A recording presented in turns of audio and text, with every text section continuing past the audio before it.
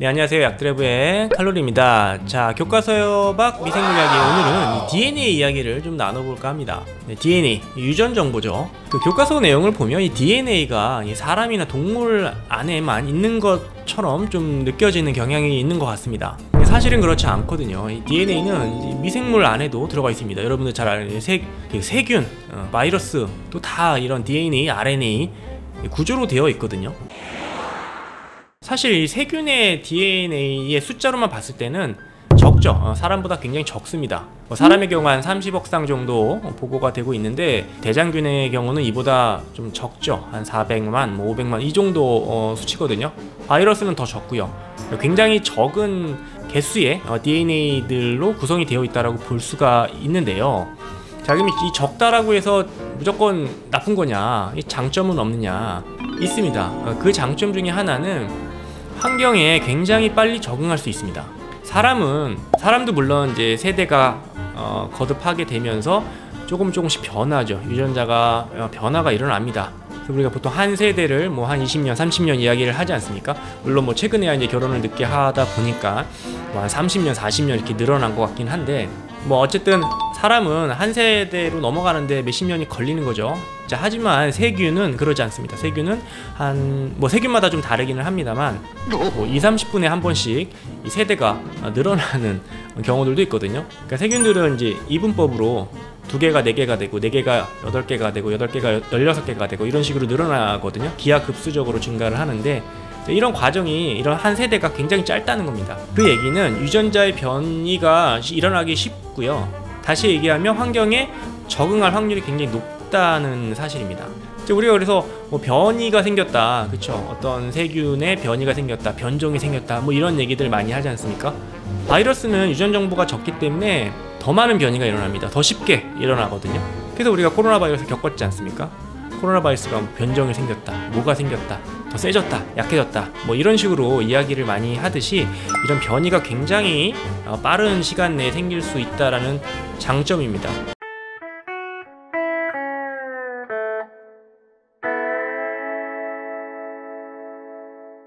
인간에 있어서는 단점이지만, 그것이 어떻게 보면 좀 공포스럽고 무섭게 느껴질 수 있지만, 세균이나 바이러스 입장에서는 굉장히 장점인 거죠. 그쵸? 환경이 바뀌어도 거기에 맞춰서 빨리 적응해서 살아나갈 수 있는 그런 장점을 갖고 있는 겁니다. 그래서 우리가 뭐 세균의 경우도 내성균도 많이 생기지 않습니까? 항생제를 쓰더라도 처음에는 항생제가 듣지만 조금만 쓰다 보면은 변이가 생겨서 내성균이 생기는 거죠. 그럼 항생제가 안 듣죠. 그래서 세균의 DNA도 끊임없이 이렇게 변화한다라는 사실 우리가 알 수 있겠고요.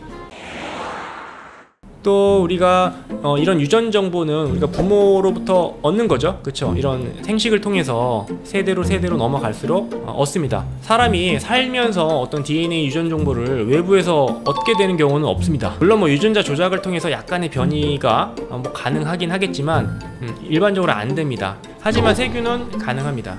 세균은 살면서 유전 정보를 그대로 받아들여서 이용을 할 수가 있습니다. 얘를 플라스미드라고 이야기를 하는데요. 어떤 작은 DNA 조각이라고 보시면 됩니다. 그래서 어떤 외부의 이런 플라스미드가 세균의 몸에 들어와서 어떤 특별한 능력을 갖게 되는 경우들도 있고요. 또 어떤 능력을 잃게 되는 경우들도 있고요. 이렇듯 이 DNA 어떤 정보가 왔다 갔다 할 수 있는, 수평적으로 이동할 수 있는 그런 기능을 갖고 있습니다. 그래서 어떤 세균이 한 마리가 어떤 항생제에 대한 내성을 갖게 됐을 때, 그 내성을 갖고 있는 그런 유전자, 핵심 유전자 DNA 조각들을 주변에 막 퍼뜨릴 수도 있는 거거든요. 다른 세균들도 처음에는 항생제에 취약했지만 한 세균으로 인해서 옆에 친구가 준 어떤 유전자 DNA 조각으로 인해서 나도 어떤 내성을 갖게 되는 거죠. 그래서 오늘은 뭐 DNA 이야기를 잠깐 나눠봤는데요. 이 유전 정보는 뭐 우리 인간이 갖고 있는, 동물이 갖고 있는 거라고 생각할 수 있지만, 아주 작은 미미한 존재인 이 미생물, 세균이나 바이러스도 다 DNA와 뭐 RNA로 구성이 되어 있고요.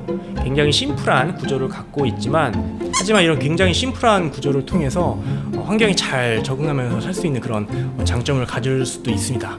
그래서 고등동물인 사람이랑 뭐 동물에 비해서 좀 다른 미생물의 DNA 이야기를 오늘 나눠보는 시간을 가져봤습니다. 감사합니다.